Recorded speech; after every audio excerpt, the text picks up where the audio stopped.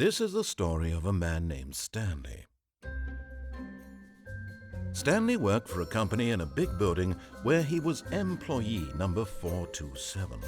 Employee number 427's job was simple. He sat at his desk in room 427 and he pushed buttons on a keyboard. Orders came to him through a monitor on his desk, telling him what buttons to push, how long to push them, and in what order. This is what employee 427 did every day of every month of every year. And although others might have considered it soul-rending, Stanley relished every moment that the orders came in, as though he had been made exactly for this job. And Stanley was happy. And then one day, something very peculiar happened. Something that would forever change Stanley. Something he would never quite forget. He had been at his desk for nearly an hour when he realized that not one single order had arrived on the monitor for him to follow. No one had showed up to give him instructions, call a meeting, or even say hi. Never in all his years at the company had this happened, this complete isolation. Something was very clearly wrong. Shocked, frozen solid, Stanley found himself unable to move for the longest time. But as he came to his wits and regained his senses, he got up from his desk and stepped out of his office. All of his co-workers were gone. What could it mean? Stanley decided to go to the meeting room. Perhaps he had simply missed a memo.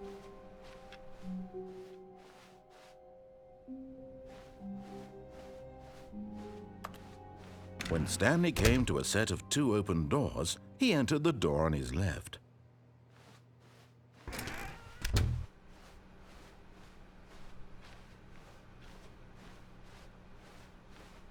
Yet there was not a single person here either. Feeling a wave of disbelief, Stanley decided to go up to his boss's office. Stanley stepped into the broom closet, but there was nothing here, so he turned around and got back on track.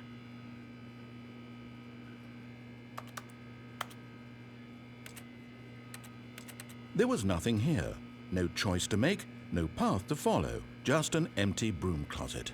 No reason to still be here.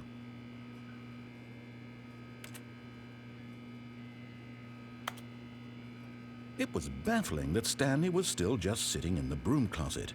He wasn't even doing anything. At least if there was something to interact with, he'd be justified in some way. As it is, he's literally just standing there doing sweet FA.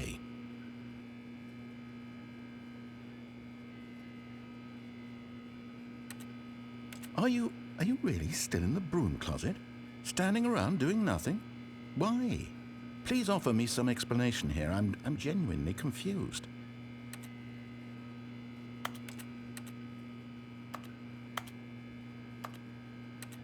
You do realize there's no choice or anything in here, right?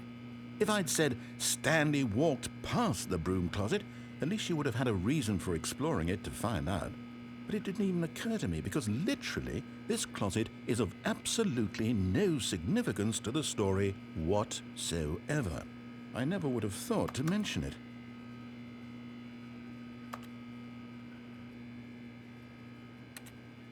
Maybe to you this is somehow its own branching path.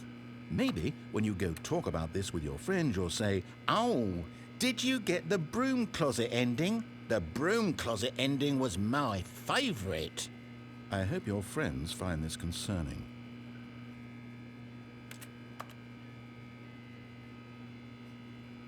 Stanley was fat and ugly and really stupid. He probably only got the job because of a family connection. That's how stupid he is. That or with drug money. Also, Stanley is addicted to drugs and hookers.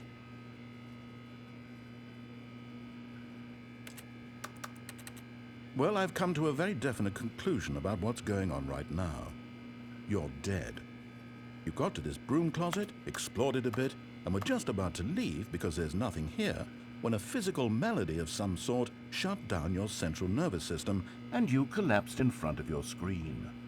Well, in a situation like this, the responsible thing is to alert someone nearby so as to ensure that your body is taken care of before it begins to decompose. Hello? Anyone who happens to be nearby? The person at this computer is dead. They have fallen prey to any number of your countless human physiological vulnerabilities. It's indicative of the long-term sustainability of your species. Please remove their corpse from the area and instruct another human to take their place, making sure they understand basic first-person video game mechanics and filling them in on the history of narrative tropes in video gaming, so that the irony and insightful commentary of this game is not lost on them. All right, when you've done that, just step out into the hallway.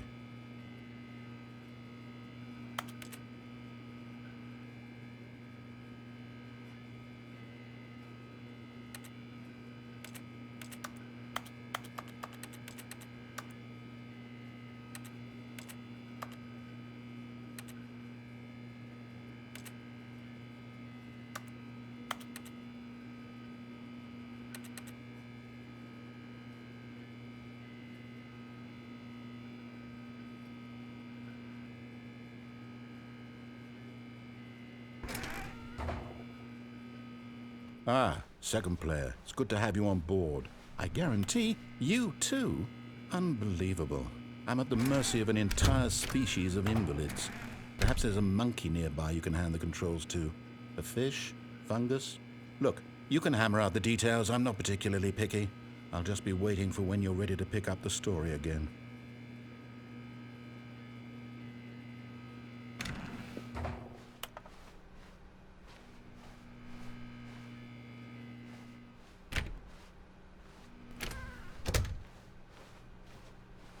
Coming to a staircase, Stanley walked upstairs to his boss's office.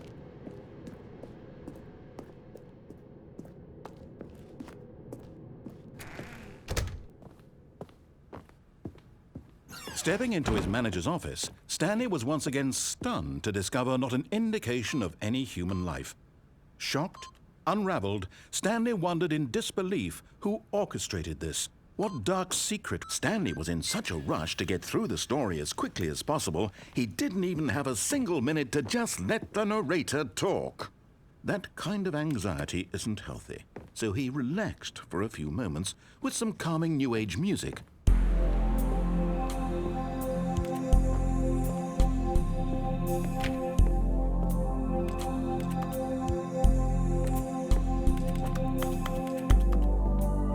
Feeling soothed and rejuvenated, Stanley calmly walked forward into the opened passageway.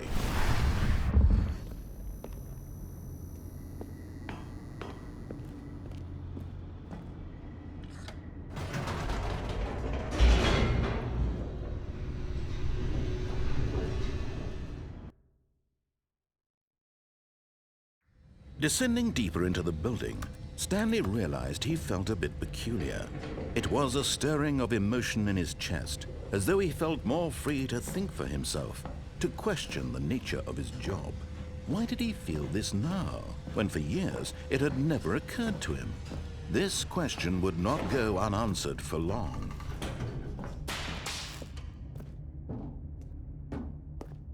Stanley walked straight ahead through the large door that read Mind Control Facility.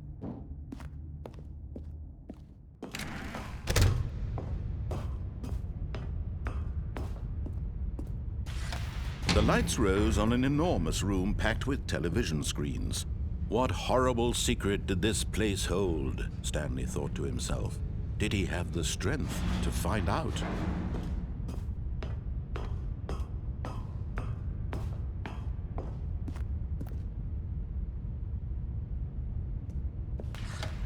Now the monitors jumped to life, their true nature revealed. Each bore the number of an employee in the building, Stanley's co-workers. The lives of so many individuals reduced to images on a screen, and Stanley, one of them, eternally monitored in this place where freedom meant nothing.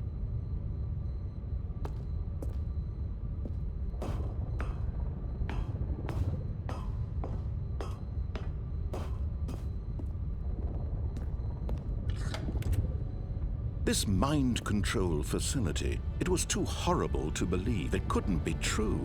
Had Stanley really been under someone's control all this time? Was this the only reason he was happy with his boring job? That his emotions had been manipulated to accept it blindly? No, he refused to believe it. He couldn't accept it. His own life in someone else's control? Never! It was unthinkable, wasn't it? Was it even possible? Had he truly spent his entire life utterly blind to the world?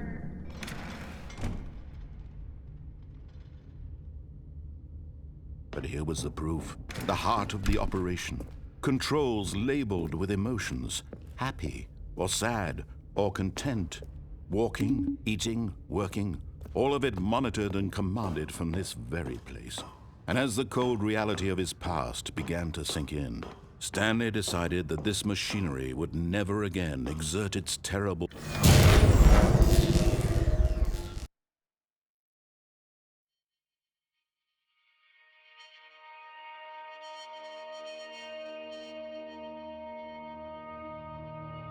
blackness, and a rising chill of uncertainty. Was it over? Yes! He had won! He had defeated the machine, unshackled himself from someone else's command. Freedom was mere moments away. And yet, even as the immense door slowly opened, Stanley reflected on how many puzzles still lay unsolved. Where had his co-workers gone? How had he been freed from the machine's grasp? What other mysteries did this strange building hold? But as sunlight streamed into the chamber, he realized none of this mattered to him, for it was not knowledge or even power that he had been seeking, but happiness. Perhaps his goal had not been to understand, but to let go. No longer would anyone tell him where to go, what to do, or how to feel. Whatever life he lives, it will be his. And that was all he needed to know. It was perhaps the only thing worth knowing. Stanley stepped through the open door. Stanley felt the cool breeze upon his skin, the feeling of liberation, the immense possibility of the new path before him. This was exactly the way, right now, that things were meant to happen. And Stanley was happy.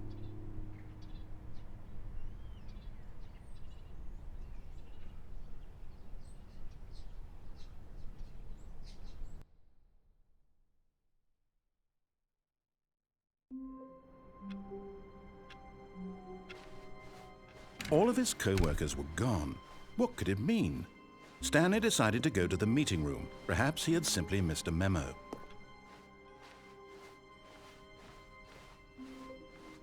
When Stanley came to a set of 2 open doors, this was not the correct way to the meeting room, and Stanley knew it perfectly well.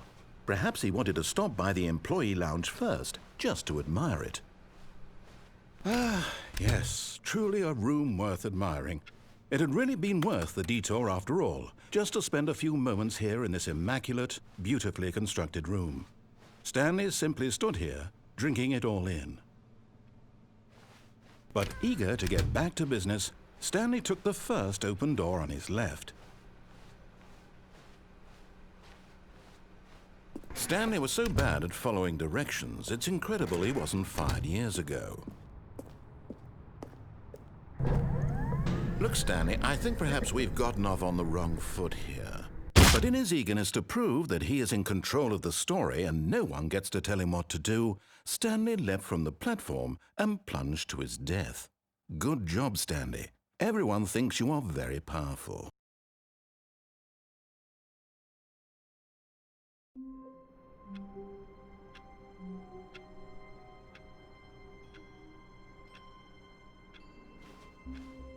All of his co-workers were gone.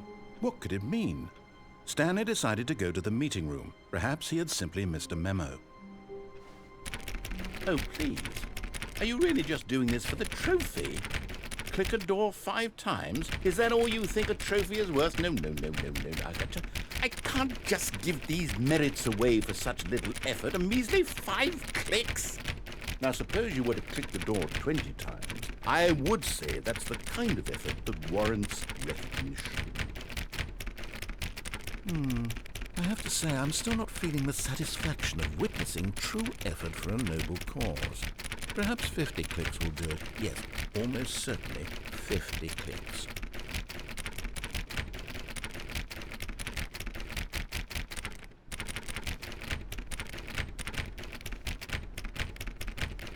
No, I'm still not feeling it. I want this trophy to have meant something. It has to be a true reward for valiant effort. I want to see some hustle, Stanley. I want to see commitment, a willingness to go all the way no matter the cost. Why don't you go put 20 clicks into door number 417?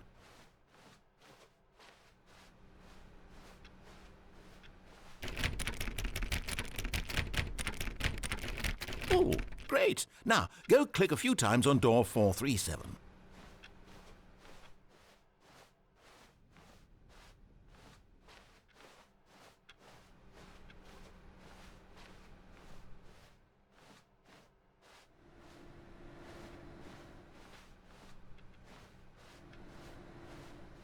Excellent. I think we're getting somewhere. Now, door 415. Let's give it 10 clicks or so.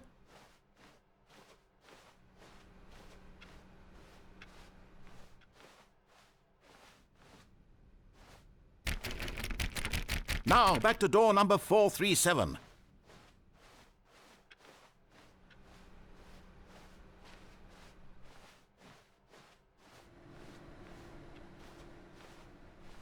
Let's see. How about you click on, well, I don't know, the copy machine?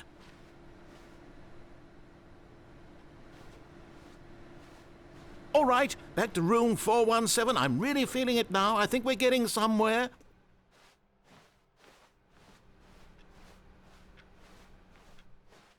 Okay, now go climb on employee 419's desk.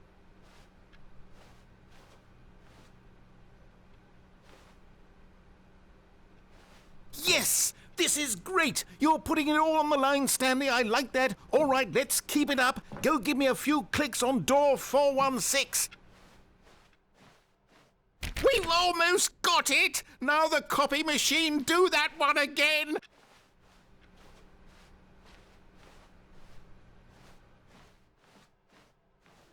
Finish it off, Stanley! 5 clicks on door 430! Yes! We did it! Oh, wow. That felt amazing.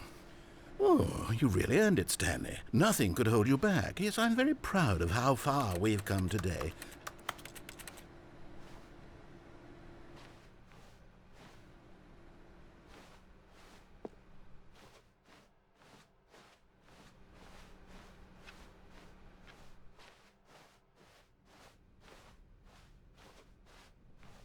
When Stanley came to a set of 2 open doors, he entered the door. This was not the correct way to the meeting room, and Stanley knew it perfectly well.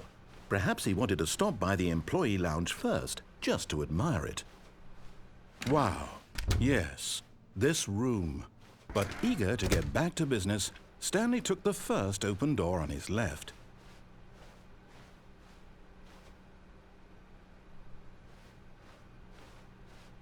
Stanley was so bad at following directions, it's incredible he wasn't fired years ago.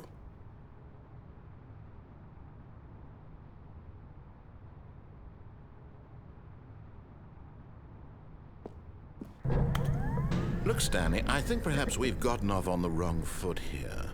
I'm not your enemy, really, I'm not.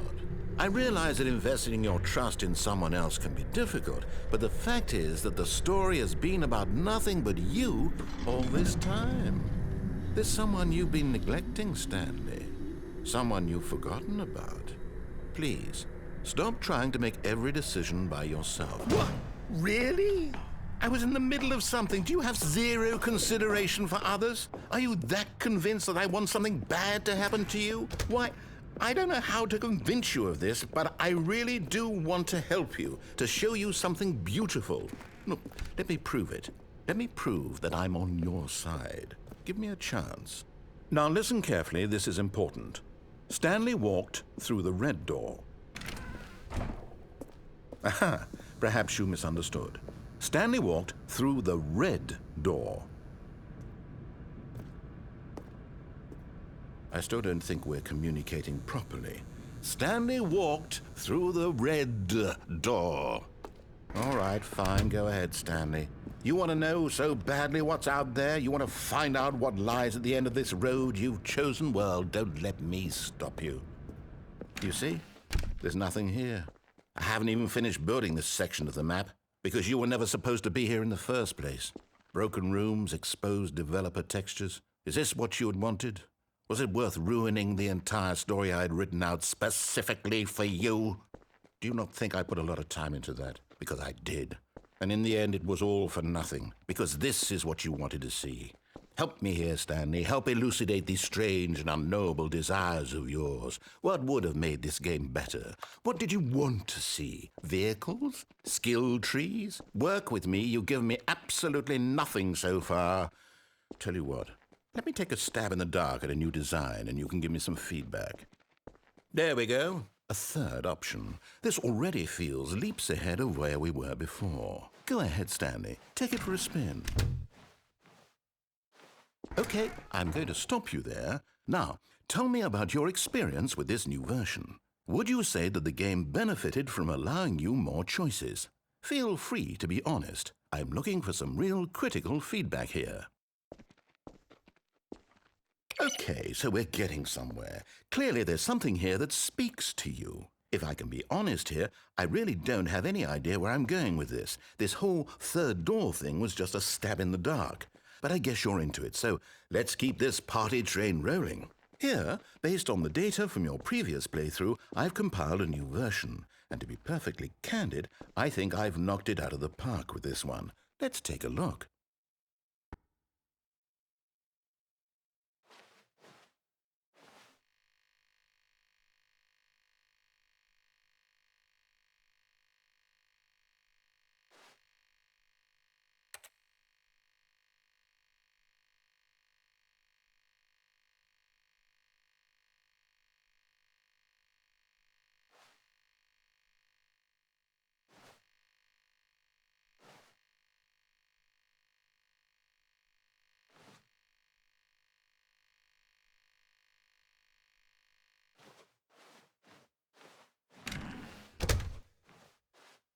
Now, would you say that competitive leaderboard helped you feel motivated to keep walking through doors? Again, honest answers, please. Hey, I nearly forgot. I've got a prototype of a new game I've been working on, and now would be a lovely opportunity to give it some playtesting. You wouldn't mind taking a look at it, would you? Perfect. Let me boot it up.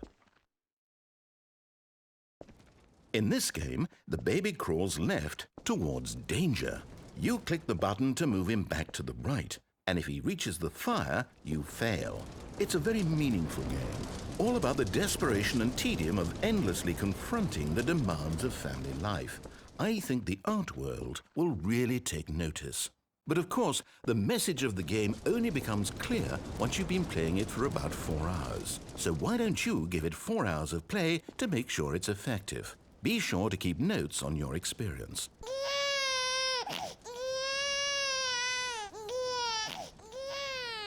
You heartless bastard. Did you do it because you hate babies or purely to spite me? Because if it's the latter, well, I don't know what to do. I'm completely out of ideas. I can't think of a single thing that might improve the experience for me. I'm not even going to try. I'm out, I'm done. It's over. Thank you for playing. Your input was extremely valuable. Oh, hey, since my game was so awful, why don't we play someone else's game, just to ease the pain? Let's see. What do we have here? Yes, this seems like it'll work. Let's give it a shot.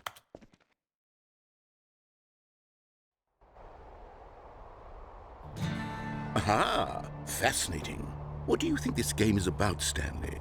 What's our backstory? What is our motivation? Well, it seems obvious to me that you are meant to play as a creepy man spying on innocent civilians below you from up high in your creep tower, perhaps for some sort of twisted erotic purpose. Yes, that must be it. What a fascinating venture into the experience of total mental depravity. So far, I love everything about this game, Stanley. And it seems there's even more. Come, let's venture outward and see what else is out there.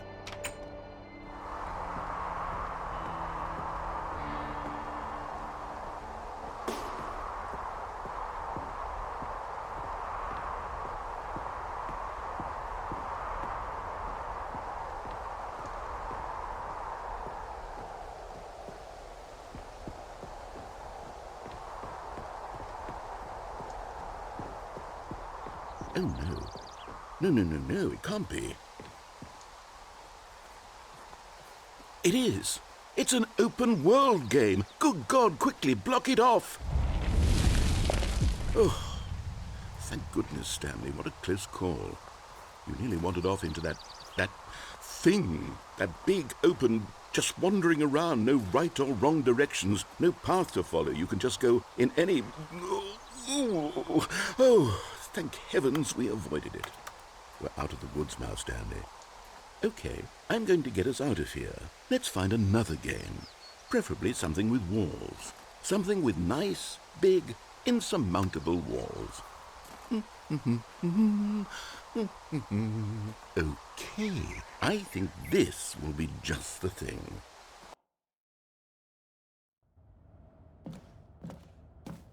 Wonderful. See, this is exactly what I had in mind. Just a nice big box for you to run around in. There isn't any possibility that you could get lost here. Now this is game design. Stanley, if you manage to get lost in this game, I will be phenomenally impressed. Okay, so what exactly do we do here? Let's see. There are lots of cars here in the back, but obviously there's no racetrack. Okay, I'm seeing that there's a ball of some kind back here. Is this game sports ball? Stanley, I think it's sports ball. Oh, what fun. We shall run the bases and do a touchdown together? Yes, I think surely we must. Okay, Stanley, here's the ball. Have fun.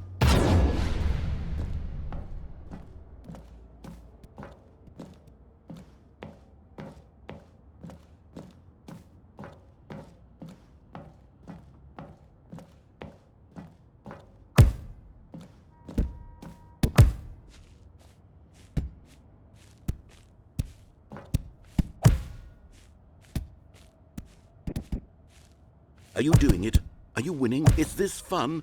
Is it better than my miserable little story that I worked so hard on? Stanley, I have a thought, and I realize I'm not a sportsologist, but if one ball generates a certain amount of raw adrenal pleasure, then surely multiple balls makes for an even more euphoric sports experience. I'm going to try it out. Here comes another ball. Yes! Oh goodness, that really does feel amazing, doesn't it?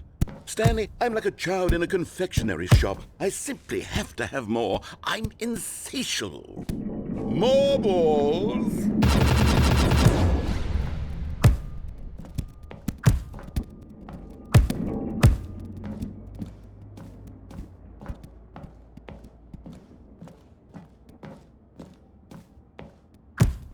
Are you enjoying this, Stanley? Are you having fun? Is this a real video game? Well, I sure hope you're having a good time, because guess what? It's over. That's right. Your little fun comes to an end. This is my game, and what I say... Hold on. What are you doing?